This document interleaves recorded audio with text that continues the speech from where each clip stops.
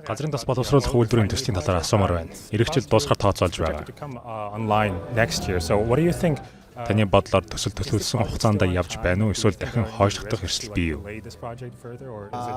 I'm very happy to inform you that the project is Төсөлийг төлөвлөсөн хугацааныхаа дагуу явж байгаа гэдгийг дуулахад таатай байна.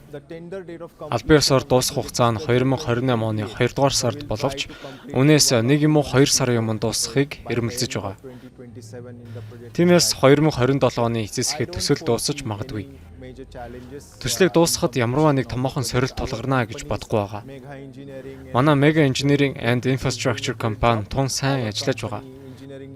Тус компани Монголын газрын тас боловсруулах үйлдвэрийн инженерүүдтэй гар нийлж шаргуу ажиллаж байгааг онцлохон зүйтэй. Энэ сарын эцэсэхэд ажлын үйл явцыг урагшлуулахаар үйлдвэрийн талбай 4500 гаруй энтгэг ажилтан очино. Монголд үйл ажиллагаа явуулахад тулгардаг 2 гол сорилт байгаагүй бол боловсруулах үйлдвэр үнээс ч эрт ашиглалтанд орох байсан гэж бодож байна.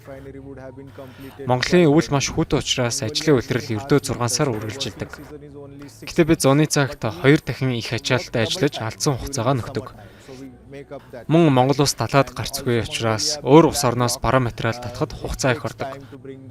Ийм 2 гол асуудал тулгарч байгаа хэдиж манай инженерүүд ажилчид Монгол дахь түншүүдтэйгээ хамтран стратегийн чухал ач холбогдолтой энэхүү төслийг төлөвлөсөн хугацаанд дуусгахаар зорж байна. Монгол улсын ерөнхийлөгч Хүрэлцэг болон манай улсын ерөнхий сайд Нарендра Моди нарын алсын хараа ойрын ирээдүйд бодит ажил хэрэг болох гэж байгаад би хувьдаа туйлын их баяртай байгаа. And what do you think are the most important steps to ensure that the төсөл ашиглалтанд орсноос цаашдын менежмент тодорхой үйл ажиллагаа хангахад юунд анхаарах хэрэгтэй вэ?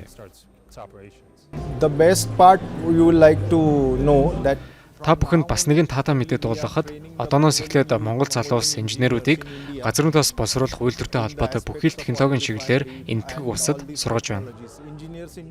Энтхийн төрөмчид дэлхийн олон оронд газрын тос боловсруулах үйлдвэр барьж байсан туршлагатай Engineers India Limited хэмээх томоохон компани хариуцсан сургаж байгаа. Тиймээс боловсруулах үйлдвэр бэлэн болж ашиглалтанд орох үед Монгол инженерүүд бэлтгэгдсэн байна гэсэн үг. Хэрв Монголын талд хүсвэл энтгэх инженерүүд ч мөн ирж үйлдвэрийн аюулгүй доктортой ажиллагааг хангахад тусалж болно. Нөхөрсөг харилцаатай орнуудын хувьд энэ бол боломжтой зүйл гэдэгт итгэлтэй байна. Яг одоогийн геополитикийн нөхцөл байдал болоод орчин хүчний хямралын үед энэхүү төслийн ач холбогдол улам бүр нэмэгдсэн гэж таарж байна. Алсын хараатай удирдагчид бол энэ талаар бодсон байх. Ерөнхийлөгч Хүрэлцэг болон ерхий сайд Нарендра Моди эрчим хүчний аюулгүй байдал, эрчим хүчний бие даасан байдал ямар чухал болохыг нэлээд эрт ойлгочихсон байсан болов уу? Монгол улс газрын тосны нөөцтэй. Тэрхүү нөөцөө өөрсдийн дотоодын хэрэгцээг хангахад ашиглах нь зүйтэй. Хэрвээ эрчим хүчний шок тохиож газрын тосны үн тэнгэр татах тохиолдолд аливаа улс орон эрчим хүчээ дотооддоо үйлдвэрлэх чадамжгүй байвал хомсдол үүснэ.